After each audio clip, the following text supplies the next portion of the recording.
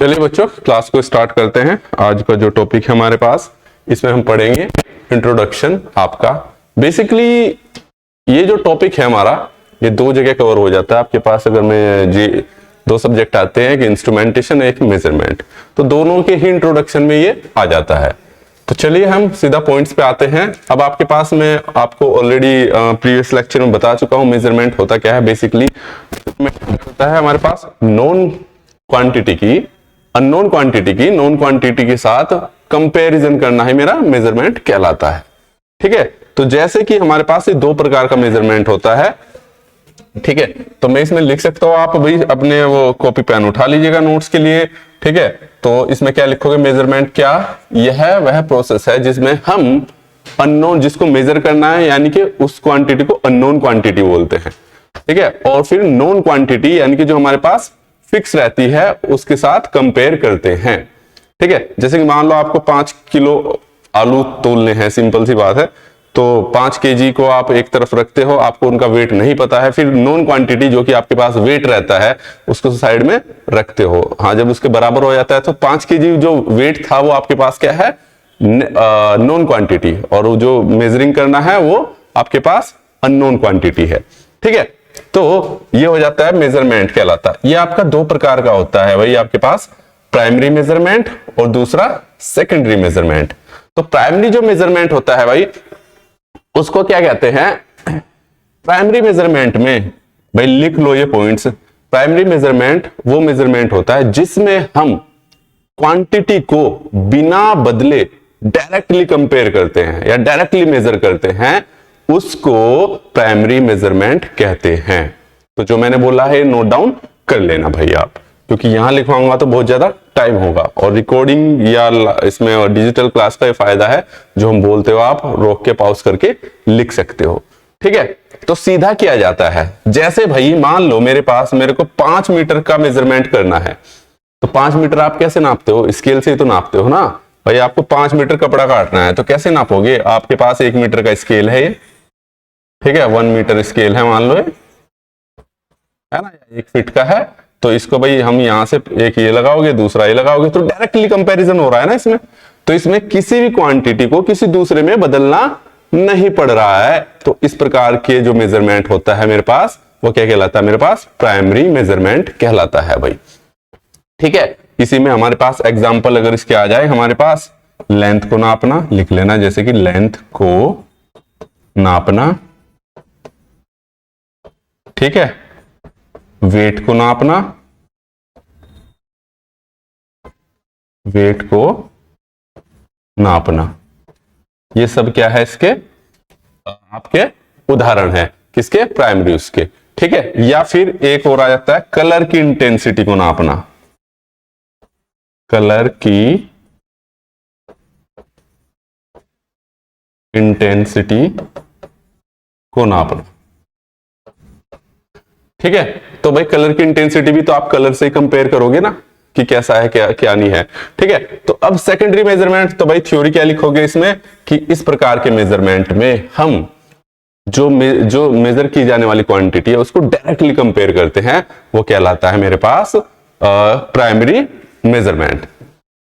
अब चलते हैं हम आपके पास भाई सेकेंडरी मेजरमेंट में। तो इस वाले मेजरमेंट में अगर बात करूं मैं, आपको ट्रांसफॉर्मेशन की जरूरत होती है। जैसे कि मान लो, इमेजिन करो, आपको एक उदाहरण ले, ट्रांसफॉर्मेशन क्या है, इसमें आप जिस क्वांटिटी को नाप रहे हो उसे डायरेक्टली बिल्कुल भी नहीं नाप सकते, है ना। जैसे उदाहरण के तौर पे मान लो आपको करंट नापनी है। अब ऐसा तो है नहीं करंट को आप डायरेक्टली कंपेयर कर दोगे कि हाँ भाई 5 एम्पियर की करंट जा रही है तार में और बराबर में भी दूसरा 5 एम्पियर का है, उसे रख दो। नहीं, ऐसे तो नापते हैं। आपने पीएमएमसी में पढ़ा है कि हम उससे करंट निकलता है, वहां पर डिफ्लेक्शन प्रोड्यूस होता है, और वो डिफ्लेक्शन उतना ही प्रोड्यूस होगा जितना उससे टॉर्क जनरेट होगा या जितने एम्पीयर की करंट जारी होगी। तो इसमें क्या है, हमें ट्रांसफॉर्मेशन की जरूरत पड़ती है इसमें, यानी कि हम मेजरिंग जो क्वांटिटी है, यानी कि जिसको मेजर्ड क्वांटिटी है, ठीक है, मेजर्ड क्वांटिटी, मेजर क्वांटिटी को बच्चों क्या करना पड़ता है, हमें ट्रांसफॉर्म करना पड़ता है। ट्रांसफॉर्म किसमें, अपने दिए गए स्केल के अकॉर्डिंग।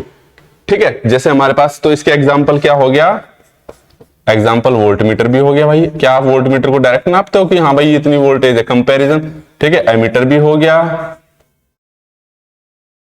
ठीक है, इसी प्रकार से इलेक्ट्रिक वाटमीटर भी हो गया। ठीक है, तो आप डायरेक्टली तो नहीं मेजर कर रहे उनको, तो यानी कि जो हमारे इलेक्ट्रिकल इंस्ट्रूमेंट है मोस्टली आपके पास, ठीक है, क्या है, सेकेंडरी मेजरमेंट में आ जाते हैं। ठीक है, सेकेंडरी मेजरमेंट में आ जाते हैं। तो इसमें तो डायरेक्टली इसमें हमें बदलना पड़ रहा है। तो उदाहरण मैंने बता दिया है, जैसे करंट मेजर कर रहे हैं तो करंट को पहले आप एक सुटेबल वो बनाओगे आप इंस्ट्रूमेंट जो करंट को मेजर करेगा, फिर वो दिखाएगा कि इतना टॉर्क जनरेट हो रहा है। ओके, तो चलिए अब इसमें नेक्स्ट पे चलते हैं हम आपके पास। आई होप आपको ये चीज समझ में आ गई होगी। अब आ जाते हैं इसकी कैरेक्टरिस्टिक पे भाई। तो जो इसकी कैरेक्टरिस्टिक है वो बहुत ज्यादा इंपॉर्टेंट है, इससे आ जाता है, और इसमें बच्चों को काफी कंफ्यूजन भी रहता है। आपकी जो कैरेक्टरिस्टिक्स है वो इसमें दो प्रकार की होती हैं, एक स्टैटिक कैरेक्टरिस्टिक, दूसरी डायनामिक कैरेक्टरिस्टिक। तो पहले समझ लेते हैं स्टैटिक कैरेक्टरिस्टिक्स आपकी होती क्या है। अब देखो भाई, ऐसी कैरेक्टरिस्टिक्स जो टाइम के साथ कांस्टेंट रहती है या फिर बहुत ही धीरे धीरे बदलती है। तो लिख लेना है डेफिनेशन भाई, आप डेफिनेशन खुद लिख लेना। ठीक है, तो ऐसी कैरेक्टरिस्टिक्स जो टाइम के साथ कांस्टेंट रहती है या बहुत धीरे बदलती है, बहुत धीरे का मतलब आपको पता भी ना चले, इस प्रकार से, उनको हम स्टैटिक कैरेक्टरिस्टिक कहते हैं। उदाहरण के तौर पे एक्यूरेसी, प्रिसीजन, सेंसिटिविटी, रेजोल्यूशंस, इन सब को हम डिस्कस भी अभी करने वाले हैं, और क्या होगा इनके बारे में उन सबको डिस्कस करेंगे। डायनामिक कैरेक्टरिस्टिक्स सेम जस्ट इसकी उल्टी, ऐसी कैरेक्टरिस्टिक्स जो टाइम के साथ आपकी तेजी से बदलती है, डायनामिक कैरेक्टरिस्टिक कहलाती है। अब भाई टाइम के साथ अब उदाहरण देके समझाएंगे तो ज्यादा बेटर रहेगा ना आपको, है ना। तो अब ये जो कैरेक्टरिस्टिक है, तो सबसे पहले तो आपको इन चीजों का पता होना चाहिए भाई, एक्यूरेसी का, प्रिसीजन का, तो फिर देखेंगे ये चीजें होती है कि नहीं होती है, और सेंसिटिविटी का, रेजोल्यूशंस का, उसमें एरर का, स्पीड ऑफ रिस्पॉन्स का। ठीक है, तो इनकी कैरेक्टरिस्टिक को हम क्या करते हैं, स्टडी करते हैं। अब कैरेक्टरिस्टिक में पहला एलिमेंट आ जाता है भाई आपके पास क्या, एक्यूरेसी। ठीक है बच्चों, क्या आ जाता है, एक्यूरेसी। ठीक है भाई, तो एक्यूरेसी क्या है भाई, कहते हैं ना यार उसका डाटा मोर एक्यूरेट है। मोर एक्यूरेट का मतलब बिल्कुल एकदम सही या ज्यादा सही, मोर का मतलब ज्यादा सही है। ठीक है, तो एक्यूरेसी किस चीज को दिखाता है, आपकी जो रियल वैल्यू है उसके क्लोजनेस को दिखाता है।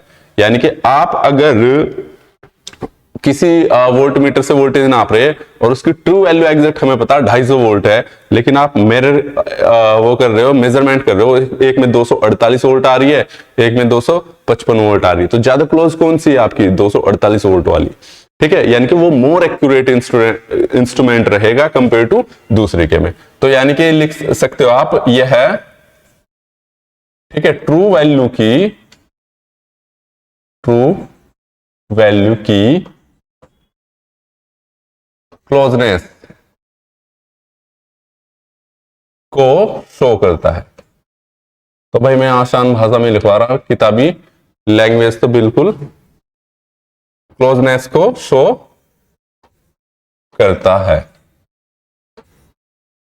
ठीक है, तो एक्यूरेसी कहलाती है, यानी कि ये वाली जो कैरेक्टरिस्टिक है वो एक्यूरेसी कहलाती है। कैसे, अगर मान लो मैं बोल दूं आपके पास जो ट्रू वैल्यू है, अभी ले लेते उदाहरण, ट्रू वैल्यू, ठीक है, ट्रू वैल्यू है किसी भी मेजरमेंट का भाई, ट्रू वैल्यू है आपके पास 250 वोल्ट। ठीक है, और आपने दो डिवाइस नापे हैं, D1 डिवाइस 1, उससे आई हमारे पास 255 वोल्ट, और एक से आया D2, दूसरे से आई मेरे 248 वोल्ट। तो अगर इनसे पूछा जाए कि आपका मोर एक्यूरेट कौन सा है, तो D2 will be the more accurate device. ठीक है भाई, ये हो गया आपके पास एक्यूरेसी की डेफिनेशंस। ठीक है, तो यहां से एक्यूरेसी किस चीज को शो करता है, आपका क्लोजनेस वाली वैल्यू को। ठीक है, अब चलते हैं इसमें नेक्स्ट वाले उस पे भाई। ठीक है, नेक्स्ट वाला क्या है, अब दूसरा क्या था हमारे पास, प्रिसीजन। अब भाई इसमें देखो बहुत कंफ्यूजन भी रहता है। अब चलते हैं प्रिसीजन पे। ठीक है। अब देखो इसमें और प्रिसीजन में भाई बड़ा कंफ्यूजन रहता है। हम आ जाते हैं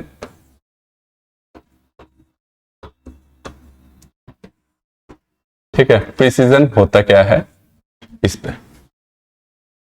अभी तक हमने देखा था पीछे एक्यूरेसी थी, हमने बताया यार ट्रू वैल्यू की क्लोजनेस को शो करता है, यानी कि ट्रू वैल्यू की क्लोजनेस को शो करता है, यानी कि ट्रू वैल्यू के कितने ज्यादा करीब आ रही है उसकी वैल्यू। अब यहां ध्यान देना, प्रिसीजन ये मेजर की गई वैल्यू की क्लोजनेस को शो करता है। किसकी? मेजर की गई वैल्यू की, यानी कि यह है, लिख लो भाई, मेजर की गई, मेजर की गई वैल्यू को, मेजर की गई वैल्यू की, मेजर की गई वैल्यू की, या मेजर की गई वैल्यू की क्लोजनेस को शो करता है। अभी समझ में आ जाएगा कि कैसे को शो करता है। पहले लिख तो यार आप सकते हैं, जो मैं बोल देता हूं है ना, टाइम वेस्ट ही हो रहा है इसमें, बोल तो मैं रहा ही हूं, उसे आप लिख सकते हो, करता है आप पूरा लिख लेना, ठीक है। अब कैसे, अब इसको एक उदाहरण से समझते हैं। तो एक तो भाई एक्चुअल वैल्यू की क्लोजनेस को, ये मेजर की गई वैल्यू की क्लोजनेस को क्या होती है। अब देखो मान लो आपके पास 1 मीटर है मेरे पास, हाँ आपकी उसी उदाहरण को लेते हैं, 250 वोल्ट है आपकी ट्रू वैल्यू, ट्रू वैल्यू, ठीक है। हमने ये नापी, हमने नापी ये D1 से, डिवाइस 1 से, एक बार नापी इसमें 200, एक D1 ले लेते हैं, एक D2 ले लेते हैं, 250 वोल्ट आई एक बार आई हमारे पास 251 वोल्ट, एक बार आई हमारे पास 251.5 वोल्ट, एक बार आई हमारे पास 252 वोल्ट, ठीक है भाई। अब देखते हैं दूसरा आई हमारे पास 250 वोल्ट, 255 वोल्ट, 248 वोल्ट, ठीक है, और 260 वोल्ट, ठीक है। अब अगर इसमें पूछा जाए, हमने 4 बार वैल्यू को मेजर किया, 4 बार, तो हमें यह देखना है कि मेजर, डेफिनेशन क्या बोली है मैंने, मेजर की गई वैल्यू की क्लोजनेस। तो हमने 4 बार मेजर किया, D1 से एक बार, D1 से एक बार, D2 है, ज्यादा क्लोजनेस किस में है, इसमें है, ज्यादा क्लोजनेस इसमें है, तो यानी कि D1 यानी कि डिवाइस 1 आपका मोर प्रिसाइज होगा, ठीक है। अब यहां पर, अब इसमें कंफ्यूज हो रहे होंगे कि भाई सर ये मोर प्रिसाइज भी है और मोर एक्यूरेट भी है, क्योंकि ये एक्यूरेसी भी दिखा रहा। तो ऐसा जरूरी नहीं कि कोई डिवाइस एक्यूरेट भी हो और प्रिसाइज भी हो, ठीक है। हाँ, लेकिन दोनों की चीजें उसके अंदर, हर इंस्ट्रूमेंट में ये अवेलेबिलिटी, यानी कि ये उसकी कैरेक्टरिस्टिक होनी चाहिए, ये गुण इसके अंदर होने चाहिए कि मोर एक्यूरेट भी हो, मोर प्रिसाइज भी हो, मोर सेंसिटिव भी हो, ठीक है। इस प्रकार के सिम्टम्स उसमें होने चाहिए, ठीक है। अब देखते हैं इनको कुछ और उदाहरण से समझते हैं। तो आई होप ये तो चीज में समझ में आ गया हो गया। तो जैसे कि मैं कुछ एक और उदाहरण से बताते हैं, हम डायग्राम बना लेते हैं। जैसे कि मेरे पास है भाई ये जो सेंटर है, मैं सेंटर को हम ट्रू वैल्यू से डिफाइन कर रहे हैं, ट्रू वैल्यू से, और जो रीडिंग आ रही है मेरे पास, मैं इसी प्रकार से बना रहा हूं, ठीक है। एक और ले लेते हैं, हालांकि आप इनको बिल्कुल गोले बनाओगे, ठीक है। मान लो मैंने कोई रीडिंग ली है, ये चारों रीडिंग मेरी यहां पे आई, ठीक है, या यहां छोड़ो, चलो यहीं पे ले लेते हैं, ठीक है। मुझे पता एक्यूरेसी वाली वैल्यू ना, जो एक्यूरेट होगी वो इसके अंदर आएगी, सेंटर वाले में, ठीक है। लेकिन ये चारों वैल्यू बहुत पास आ रही है, तो यानी कि मैं बोल सकता हूं इसे, ठीक है, कि मोर प्रिसाइज, ठीक है, बट लेस एक्यूरेट, ठीक है, इस डायग्राम से समझ सकते हैं। इसकी एक्यूरेसी क्या है, थोड़ी सी लो है, या अब इतनी भी लो नहीं है कि भाई है तो आसपास ही ना, लेकिन है तो लो ही ना।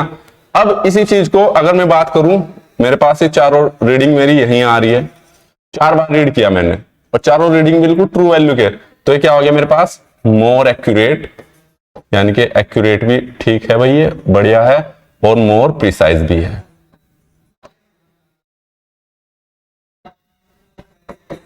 ठीक है, अब बात करते हैं हम इसकी। मान लो ये आ रहा है मेरे पास यहां और यहां और यहां, ठीक है, तो ये क्या है भाई आपके पास, ये बाहर भी जा सकती है, चलो इसको यहां नहीं, ये वाला तो ऑप्शन हम ले चुके हैं। ठीक है, कोई रीडिंग यहां आ रही है इसकी, एक यहां आ रही है, एक यहां आ रही है, एक यहां आ रही है, तो देखना चारों रीडिंग में डिफरेंस बहुत ज्यादा है, चारों रीडिंग में डिफरेंस बहुत ज्यादा। तो क्या है मेरे पास, लेस प्रिसाइज, लेस या बहुत लो प्रिसाइज कर दो, लेस नहीं लो प्रिसाइज। ठीक है, और लो एक्यूरेट, तो कहने का मतलब यह है कि आपका जरूरी नहीं कोई भी इंस्ट्रूमेंट आपका प्रिसाइज भी हो और क्या हो, मोर एक्यूरेट भी हो। इसको एक न्यूमेरिकल वैल्यू समझ लेते हैं। मान लो D1 है मेरे पास भाई, ठीक है, एक रीडिंग दे रहा है मेरे पास 250 वोल्ट। ठीक है, अभी जो उदाहरण लिया हमने वही ले लेते हैं। एक ले रहा है मेरे पास 255, ठीक है, और 200, फिर 51, 252 ले लो, ये है। ठीक है, एक रीडिंग दे रहा है मेरे पास 260, फिर 260.1, 260.2 और 260.3। तो बेटा ये क्या हो गया, ये मोर प्रिसाइज हो गया, ये क्या हो गया, more precise but not accurate, क्योंकि हमारी ट्रू वैल्यू हमने क्या मान रखी, ट्रू वैल्यू हम 250 वोल्ट ही लेके चल रहे हैं, ट्रू वैल्यू हमारी 250 वोल्ट, लेकिन ये तो एक्यूरेट तो है नहीं, क्लोजनेस वैल्यू है नहीं, लेकिन हाँ जब ये रीडिंग दे रहा है तो आसपास वही रीडिंग दे रहा है, तो यानी कि मोर प्रिसाइज हो गया और ये अधिक एक्यूरेट हो गया। अगर ये D1 है, ये D2 है। ठीक है, तो इस प्रकार से आप दोनों में डिफरेंस क्रिएट कर सकते हो। तो ये प्रिसाइज का भी हो गया आपके पास, और ठीक है, आई होप इसमें आपका कंफ्यूजन आपका दूर हो गया होगा भाई। ठीक है, तो ऐसा जरूरी नहीं कि आपके पास जो प्रिसाइज इंस्ट्रूमेंट है एक्यूरेट भी हो, और जो एक्यूरेट इंस्ट्रूमेंट है वो प्रिसाइज भी हो। क्लियर है? अब चलते हैं नेक्स्ट, उस पे हम नेक्स्ट पे चलते हैं, सेंसिटिविटी।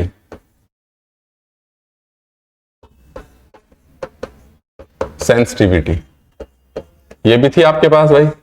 तो सेंसिटिविटी क्या होती है आपको पता है, सिंपल सा।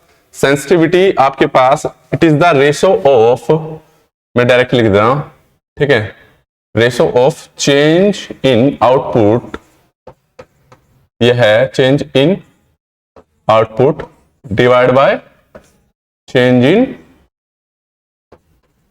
इनपुट का रेशो, या ऐसे भी दिखा दो, डेल आउटपुट अपॉन के डेल इनपुट। ठीक है, ये क्या कहलाती है मेरी, सेंसिटिविटी। तो भाई यानी कि कोई डिवाइस आप इनपुट में चेंज करने पे आउटपुट में कितना ज्यादा चेंज हो रहा है, उसको आप, उसकी सेंसिटिविटी क्या होगी। ठीक है, तो अब आपको पता है कि हल्का सा चेंज करने पे भी आउटपुट में मेरा चेंज हो जा रहा है, तो इसकी सेंसिटिविटी हाई है।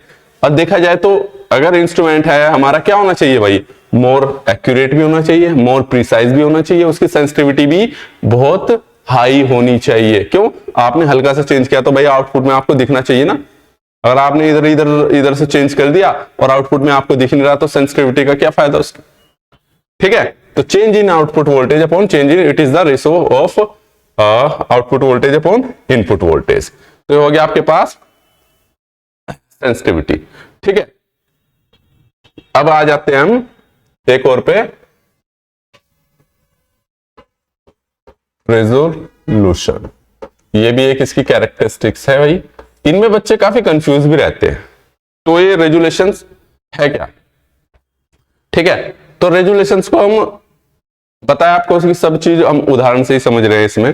तो रेजुलेशन है क्या, मान लो मेजर कर रहे हैं वैल्यू भाई। ठीक है, तो मेजर वैल्यू कर रहे हैं। अब उदाहरण समझ लेते हैं इसके पास। मान लो मेरे पास कोई स्केल है वोल्ट मीटर का,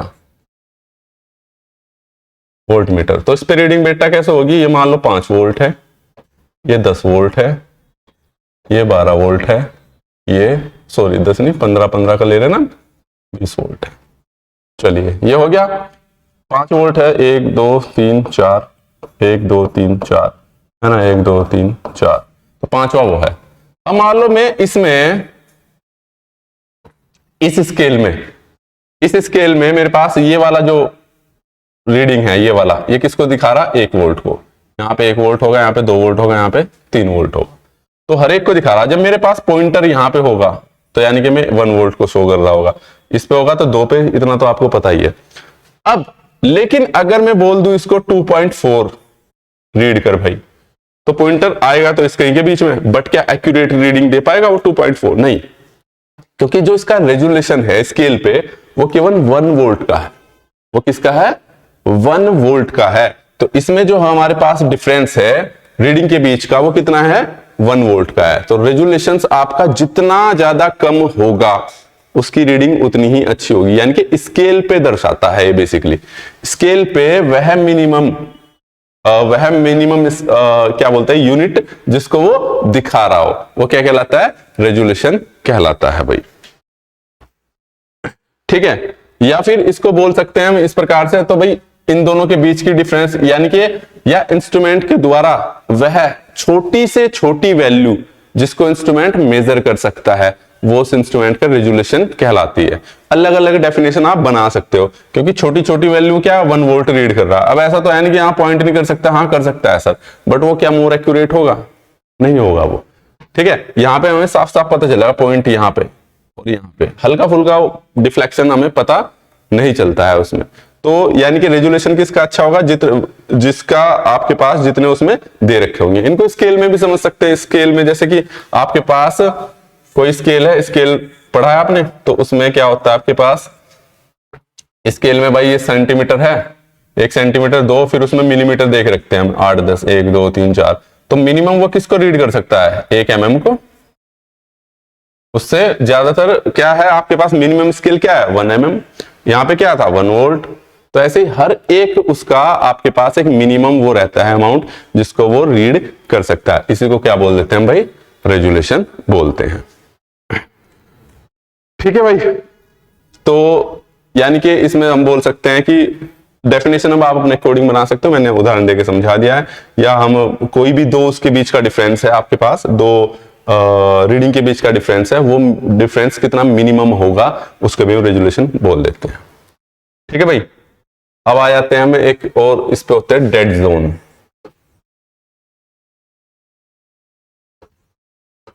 डेड जोन, ठीक है, तो देखते हैं डेड जोन होता क्या है। तो डेड जोन इंस्ट्रूमेंट का वो टाइम होता है जिसमें आप इनपुट सिग्नल दे रहे हो बट उसने कोई रिस्पॉन्स नहीं किया है, उसी को डेड जोन सिग्नल बोलते हैं। उदाहरण के तौर पे जैसे कि मान लो मेरे पास यही है एक आइडियल हो, ठीक है, एक डायोड की भी ले लेते हैं आइडियल कंडीशन। तो आप भाई इसकी वोल्टेज बढ़ाते जा रहे हो, वोल्टेज बढ़ाते जा रहे हो, बढ़ाते जा रहे हो, बढ़ाते जा रहे हो, लेकिन इसने कोई रिस्पॉन्स नहीं दिया करंट के रेस्पेक्ट में, इस पर कोई फर्क नहीं पड़ा। एक लेवल के बाद इसमें करंट ऐसे फ्लो हो गई, है ना। तो यहां से यहां तक का जो टाइम है इसके लिए वो क्या है? Dead zone. डेड जोन, जितना टाइम इसे लगा, यानी कि इनपुट सिग्नल अप्लाई करने के बाद आउटपुट मिलने तक जो रिस्पॉन्स नहीं आता है उसको बोल देते हैं हम डेड जोन टाइम, जितना टाइम ले रहा है। ठीक है, क्लियर है भाई। तो इस प्रकार से हो गया आपके पास डेड जोन की डेफिनेशन। और कौन सी बची है अब आपके पास? और कुछ बची है शायद, एक पॉइंट और बच रहा है इसमें।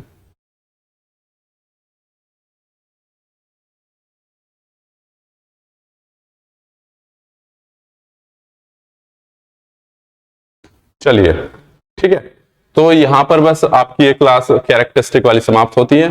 ठीक है, बाकी आप उसको क्या बोलते हैं, बाकी की क्लास हम नेक्स्ट लेक्चर में देखेंगे। इस क्लास में तो